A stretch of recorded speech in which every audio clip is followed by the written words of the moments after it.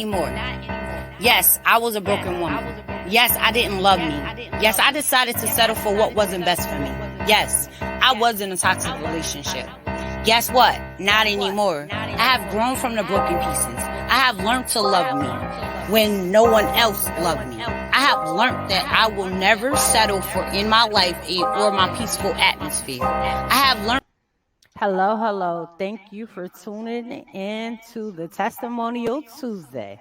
Today we are a little bit earlier, but we have Jacqueline Lulu Brown in the building. How are you doing today?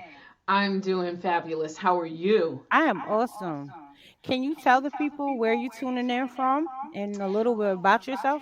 Sure. I am tuning in from just outside of Atlanta, Georgia. South, maybe about an hour in a city called Stockbridge. And I am a ICF, International Coaching Federation certified master life strategy coach. I am a minister. I am a best-selling co-author for a couple of books. But I think most importantly, I am a revolutionary and a radical agent for empowering women. That's that's my um, sole mission in life, that all women will be empowered regardless of whatever their circumstances are. They will come up and out of those circumstances so that they can truly ascend to their highest self. And I should have said my company is named Revolution Ascension. Mm. Now, how did you come up with that name, with that title for that company? So I'm not going to take the credit for it. In all truthfulness, I was going through some sessions with oh my God, this woman was everything from, I'm going to say, a therapist, a mentor, a coach, you name it. And we were talking one day, and I was just truly speaking from my heart. And we were thinking about, okay, what would I call what I do? And we were just kind of going through some things. And I used the word revolution in the conversation. And then I started talking about ascending. And she said, oh, wait, revolution ascension. She said, that's it. And I felt it when she said revolution ascension, that's it. And that's what I've been. Revolution Ascension. A Revolution Ascension. I love it. Now, tell people what is your mission and what else that y'all do. So, my mission is that women will see themselves in a higher place than they currently are. What do I mean by that?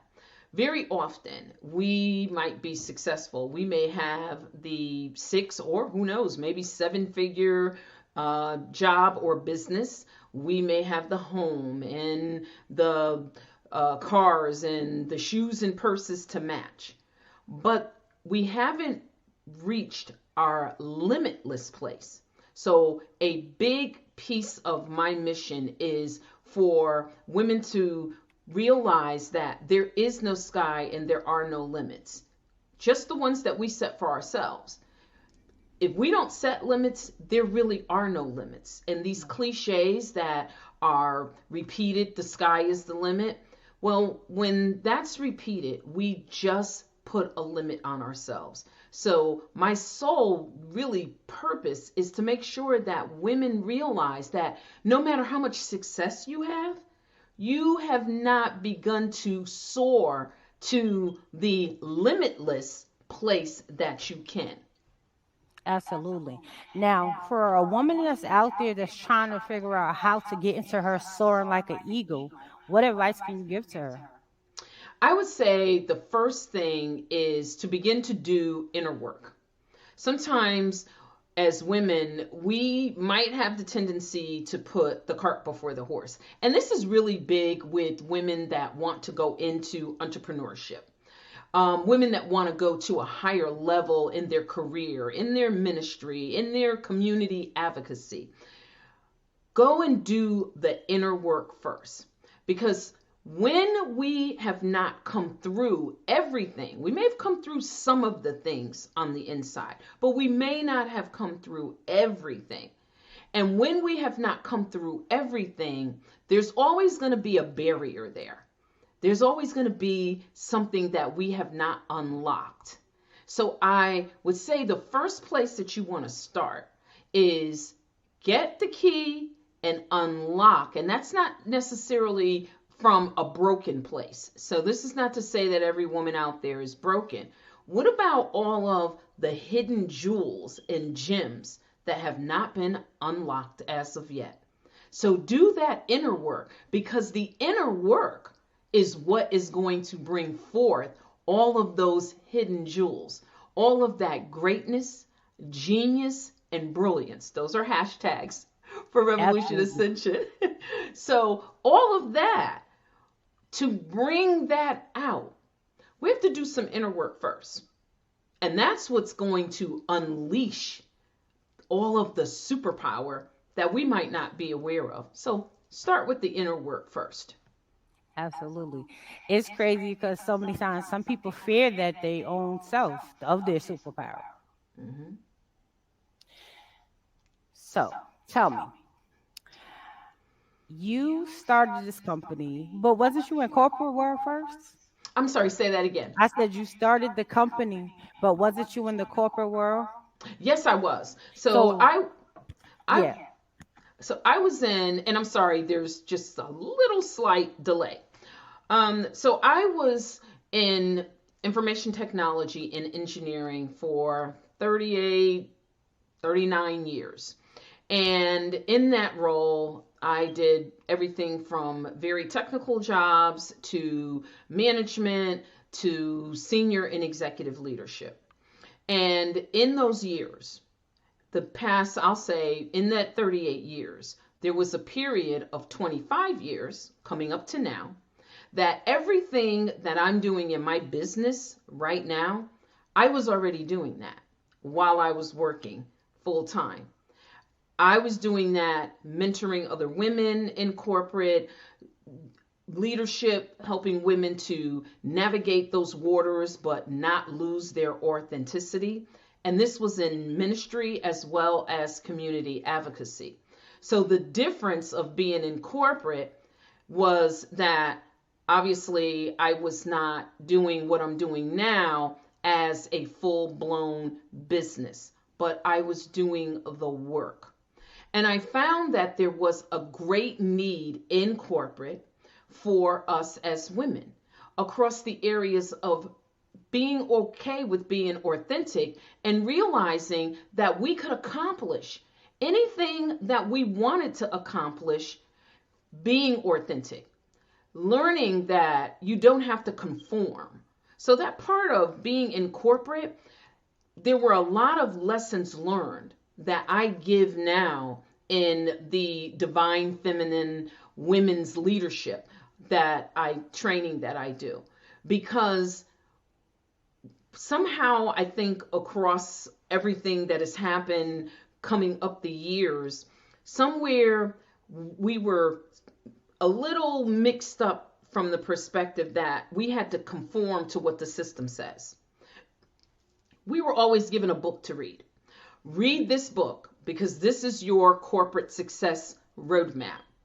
When in actuality, it was somebody else's roadmap. It was somebody else's process. So a big piece in corporate was my own journey, because I didn't walk into corporate 40 years ago or however long that was the way that you see me today. I didn't walk in there authentic. I didn't walk in there knowing who I was. I didn't have a clue as to who I was. But over the years, I found out that conforming to a system that isn't designed for us anyway, trying to fit into someone else's mold that tells us that this is what you have to do to succeed. And I found that to be very frustrating. I learned through my own process and developing my own process and journey that navigating the waters within the corporate world, we have to master that. But we do not have to lose ourselves, because who we are authentically, who we are at the core and the essence of who we are, these wonderful beings that we are, and I'm speaking specifically to the women out there, when we get to that place, that's where you unlock your divine feminine superpowers. And that's where your leadership skills supersede anything that any of your male peers can do. That's not to put them down, but it's to say that our superpowers, they supersede and help others in a manner that I have never seen men be able to do. They're good. Women are great, especially in this space of leadership. And I hope I answered your question. You did. So now the next question I have for you is that the fact is that, through our journey, we learn some things about ourselves. So what do you feel that you learn one positive thing and one, I will say challenging thing that you learned about yourself? Woo, that's a loaded question. It is. Okay, so let's go to the lesson learned. What I learned is that hard lesson, I was operating in codependency for so many years. And that's because I didn't know what it was. That's because I was ignorant to what codependency truly is. I did not understand that codependency had everything to do with needing to be the superhero, always going and saving someone, needing to be the savior of everything and everyone, yet neglecting, always looking for the wounded person that I can go and save. And so that was a hard lesson learned, because I was operating in a place that I didn't know I was operating in. So coming out of that place sort of really opened up. It's like a flower that begins to open up and bloom. Once I was able to see that there was this area that was a major area that was affecting everything else, because there was a lot of self-neglect. And while others were soaring and, moving on, and that was everything from ministry to others' careers, everything that I was doing, while everyone else was soaring along, I was perishing. And I was perishing on the inside because I had unhealed wounds. So that right there, and it started the path of the codependency, but there was a root to the codependency. And the root to the codependency was not being healed from a spirit of abandonment. And that goes all the way back to childhood. So that was the challenging piece. And as we all know, we have to look in that mirror. We have to really say, this is me, and I need to deal with me and come up and out of that place. So that's a process. And that's being willing to look at ourselves in a manner that maybe we didn't look at ourselves before. So that was the lesson learned. That was the challenge. Let's see. I'm going to say from a strength perspective. So as you know, I'm Jacqueline Brown, but I'm fondly known as Lulu. And I was given that name by my mom when I was very little. And it's after an endearing cartoon character. And that character was a busybody, always outside the box, never coloring inside the lines, always seeing things from a different lens, loud, noisy, just going in the opposite direction of everyone else. That right there, the day that I discovered that that is a strength and not a weakness. That is something that when you literally go in and hone in on that and strengthen that, that is what enabled me to go to a place where there is no sky and there are no limits. And that was everything from career, ministry, community advocacy, as well as not-for-profit, as well as my own business. That is awesome. And a lot of times people are afraid to tap in because they forget that their unique talent is the power. Absolutely. You know, the other piece is there's this part of us sometimes that we feel ashamed to even reveal our power. Like, for some reason, we don't feel that we're entitled to it. Right. That we don't feel that we should relish in it. And that tends to really hold us back. It tends to keep us in a place of sometimes mediocrity. We can be good, but are we great?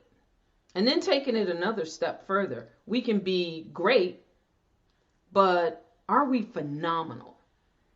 So it's really that part of getting to the phenomenal, because we use words like great, excellence, show up in excellence, good to great.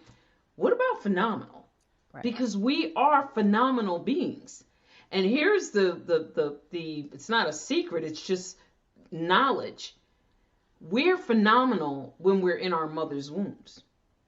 We are those special beings. So my mom giving me that name, Lulu, and folks were like, yeah, she's a Lulu. And it was kind of like a joke or, this little crazy, very eccentric child that no one knows what to do with, all of a sudden becomes enlightened that there is really a lot to a Lulu. And that's what makes me who I am today. That's what makes me passionate. That's what makes me radical. That's what makes me 100% unafraid to challenge the status quo. That's what makes me able to say, who said that? Even when it's scripture in the Bible. Okay, all right, I'm hearing you, but who wrote it? Who said it? And do you know why they said it? And what was happening in the time that they were saying it? And it's not to be combative, but I think that we should challenge a lot of what we've been taught in the manner that we've been taught that. I think that we can see a different revelation. And I think those new revelations are what take us to our limitless place. Absolutely. Take us to that next level. So tell us, what is your goals for the next 5 years for your business? Oh, okay. Now I could answer that one. My biggest goal is to be the greatest philanthropist ever to live. Next 5 years. That's a big, big goal. And I mean, I'm very vocal because I don't doubt what me, you, or anyone else is capable of. You and I can come together and say we're going to work on a project, and literally we can blow the world's minds. Because when we set our heart and our mind, and notice I said heart, our heart and our mind, and when our spirit, that divine feminine part that was in us when we were in our mother's womb, when we bring all of that into alignment, that's a spontaneous combustion right there. That's a lot of power. It's just power. And when we bring all of that together, we can accomplish anything. And so next 5 years, I would anticipate that you are having a conversation with me, and I am literally a great philanthropist with all of this money, and we're really discussing everything that I've done all over the world to make a difference in the lives of women. I've traveled all over the world, but I've not had the financial ability to make the difference on the level that I would like to. I want to make a difference in the lives of women in India, Africa. I've been to those two places. I've been all over the UK. I've been to Australia. There are melanin people just like us, and that's not to exclude Caucasian women. But what I'm saying is that there are melanin people all over this world that, believe it or not, have had some of the challenges just like me. Right. And I want to be able to pour into them, have the ability to provide them with what it is they need to reach their limitless place. So that's the 5-year plan. It's a short period of time, but I'm striving to get there. Absolutely. So tell me, is there any more books in the future? The answer is yes. Okay. So let's see. The first co-author book that I was a co-author is called 31 Ways of Influence. And the person that was in charge of that project is Minister and Apostle Dr. Derache Zorn. And it is based on the Proverbs 31 woman. And so there are about 25 authors in that book. And that book made Amazon's best international seller because Dr. Zorn is really big internationally. And so it made the international Amazon bestsellers list. And then the second one is Audacity to Shine. And the individual that had that up her name is C. Nicole. And I love to be in that book as well because we often need to get the audacity to just shine. Just don't be afraid of it. So that tells that's women telling different stories about themselves. And then the next one is I Am a Black Woman, the Next Level. And that's Dr. Carolyn Stevens. That's her project. And so this last one that I'm doing is called Own It, the Own It Anthology. And that is Marisa, and I'm going to say her last name wrong because I always do, but Broldoon. And that one is, I think, probably where I came into another level of thinking about everything from my corporate experience. Because I talk more about, which I didn't write in the other books. Is there going to be a book that I'm going to do that's just going to be Lulu's book? One day. When? I have no idea. I think I'm going to do all these anthologies and then I have all of those chapters that I can just take and put them together. That'll be my boilerplate. But I anticipate that when I write my own book, I anticipate it being about that thick. It's definitely not going to be, thin. It's going to be pretty thick because I would say God, some say creator, but I say God, has brought me through some things, as well as the generations prior to me and my entire family. There is such a story there. I often say that Tyler Perry couldn't write. There's too many, I'll say, series, and he'd have to just continue to write nothing but our story until he left the face of the earth. That's how big, not just my story, but my family's story is. And it's a good story. It's a story full of victory. Is there some sorrow in there? Of course there is, but there's a lot of victory from one generation to the next to the next. And that is totally awesome. Because, we got to have those victories in order to level up because it all is a lesson in everything that it is to happen, good or bad. Absolutely. Absolutely. So now, if I may, You may. I don't want us to leave without talking about October being Domestic Violence Month. Absolutely. And that's a passion. And we still have so much of it. And I love, as you and I have spoken before, I love everything that you do with the mask. And we've talked about how I've done some things over the years about the mask. And today I was kind of looking and I said, let me find, because I've got props. So I happened to come across this particular mask. And there we go. This one. And I'll just kind of, where is it? There we go. I think I can see you. But you know something? I didn't even realize that this mask is purple until this month. Now, we have all the other years of domestic violence. I didn't realize and really pay attention. There's had to be something going on in my subconscious that I purchased a purple mask. And we still are masking what we're going through in abusive relationships. And the hardest thing is to just admit, not feel denigrated. So for those that are watching out there, I just want every woman to know there is no denigration, there is no shame.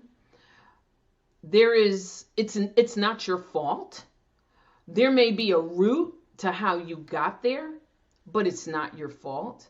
And most importantly, no woman deserves to be abused physically, mentally, playing the mind games on women, or verbally. There's a lot of verbal abuse.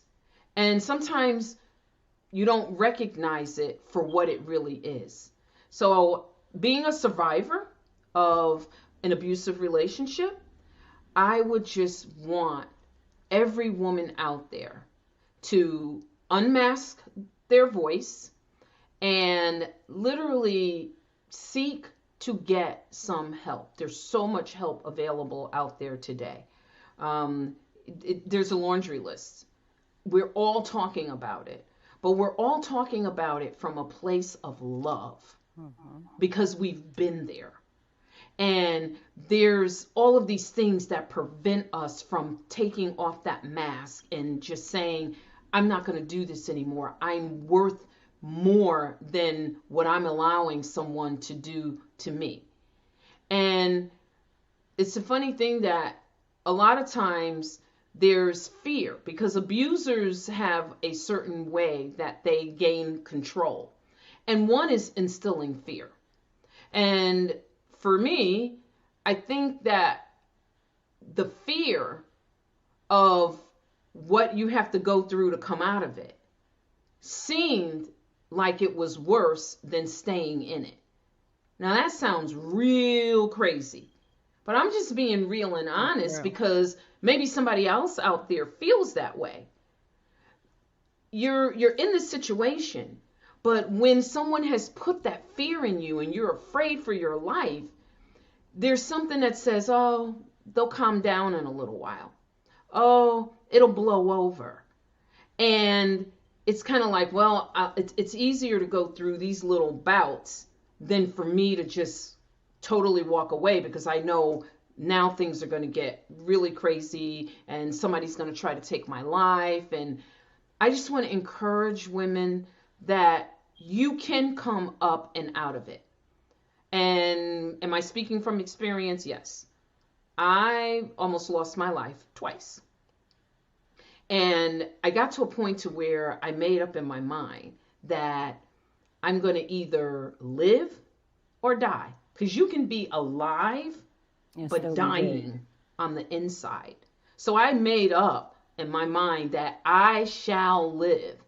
And with the help of God and with the help of, I would say, everything from ministers to family, I was able to say, I'm done. And do that in a manner that was safe and never even imagine going back to that place again. So I just want to encourage all the women out there that if you are in an abusive relationship, give serious consideration of getting help and moving away from it. Don't keep it a secret. I kept it a secret. And by the time, mainly my dad, who was living at the time, by the time my family members and my dad really knew what I had been going through, I think it was more heartbreaking than if I would have said something when it first started. Because now you've been living something that you've been hiding, which is a lie, and you've been doing it for all these years. And all of a sudden, now out of the clear blue, wow, we didn't know. Right. Why didn't she tell us? Why didn't she ask for help? So that's really important as well. Tell somebody. Tell someone. There's no denigration. I'm sure no one woke up and said, oh, gee, I think I'm going to get in an abusive relationship. I think I want to be abused today. No one wakes up and says that any more than anyone wakes up and says, I think I want to be raped today. Any more than anyone wakes up and says, gee, I think I want to be a crackhead. People don't wake up with the desire for these things to happen. There are roots in our lives that probably can go back generations. There are circumstances. There are all sorts of things that have happened to us. And we just have to be willing to trust the process of coming up and out of it. Literally, no matter what it is. So I just want to leave that with anyone that is in an abusive relationship, or if you know someone that's in an abusive relationship, don't criticize. Don't say, oh, that is so stupid. Well, I don't know why they would let somebody do that. No, you don't know why. And you will never know why, because it's not you. So don't criticize, but make people comfortable that they can come and they can just pour out their heart. And then you can be part of the solution for that person and not part of the gossip or the problem. Absolutely. And since we got onto that subject, is there any signs that you could give them people? Because some people don't even, they know they are, but they just want to miss the signs. But could you give them some signs they could look out for? Red flags? Yes. Red flag, big red flag is exercising control.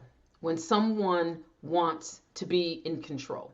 And that's everything from not wanting you to see certain friends, be around certain people, dress a certain way, look a certain way, control. Everything has to be the way that they say it. That's the beginning warning signs, because it starts in the control starts with small things. And then it blossoms into big things. The second warning sign is isolation. OMG. Isolation. When an abuser can get you isolated away from friends, family, the people that love you, the people that are going to support you, the people that are going to be that voice that you need to hear. Isolation. When someone is always complaining about, well, why are you going with that one, or why are you doing this? Isolating you away from your family, especially your close loved ones, when all the time has to be taken up with them. And you find that you have no other time with anyone else.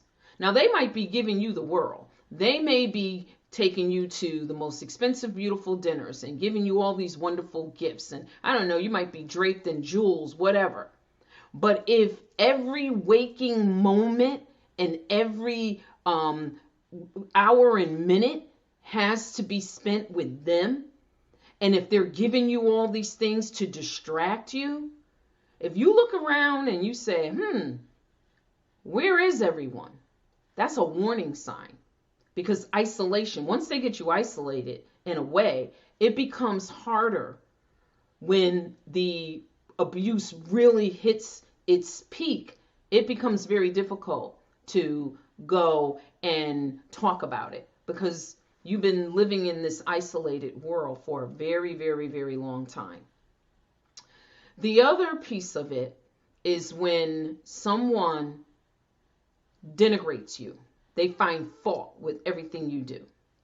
You're never good enough. You're always wrong in something you do, to a point where if you find yourself apologizing a lot, that's a warning sign. Why are you apologizing a lot? Are you doing something that is that bad that you have to apologize all the time? When an individual, everything is a criticism. Everything from what you say, what you wear, how you look. There's never anything positive except when they want to be intimate. When they want to be intimate, obviously you're the most beautiful, sexiest person on the earth. And then when that moment is over, it's back to that denigration. Because love doesn't denigrate. Love is a covering. Love is helping you to soar to whomever, and I have no idea, who I'm speaking to, but I truly believe in here I'm speaking to someone. Love is all about you prospering to who you were created to be. And someone is going to want you to do that. They're going to want that for you. They're not going to continuously put you down and make you second guess yourself or feel bad about yourself. And I want to say this. Men are in abusive relationships. This doesn't just affect women. And what I'd like to leave with women, especially mothers, be very careful how and what you say in front of your sons. If you have younger sons, teenage sons, please be careful how you interact with their dad, your husband, your mate, whomever. Be really careful, because if they see you verbally abusing, and maybe, because men do get physically abused, but men get verbally abused really bad sometimes, where you just emasculate them and take away their manhood. If a son sees that happening, guess what? He's going to normalize that. And he's going to go and get involved in a relationship with a woman that does the same thing to him. That's one side of the coin. Mm-hmm. Let's flip the coin over. If he doesn't gravitate to someone that is doing to his dad what he sees his mother doing, the flip side of that is that he becomes extremely abusive himself, because he's seen the abuse, and in his mind, I'm going to get away from this. And the minute that the slightest little thing happens, that trauma, because we think that children seeing abuse, sometimes we don't realize, I won't say we don't think, but sometimes we don't realize how traumatizing that is. That trauma is going to wake up in him. And then he has the potential to be abusive. So there's two sides to the coin. Neither one of those sides are good when a young man grows up in a home where the father is being just emasculated, verbally abused. And I know that that works with daughters as well, but I think sometimes we forget that men are being abused as well. Men are being spoken to in a way that no one should be, no human being should be talked to in that way. And sometimes, like I said, it can get violent. Absolutely. Now, can you tell everybody how to connect with you, how to follow you, and leave them some motivation for the week? Yes. Okay. So First, I like to give a free gift. And my free gift is if you go to my business page, my personal page on Facebook is Jacqueline Lulu Brown. My Facebook page is Revolution Ascension. And you'll know you're in the right place because as you have me on the flyer here, you're going to see me in the yellow dress because there's a couple of different private groups and things like that. But go to the main business page and there's a book button.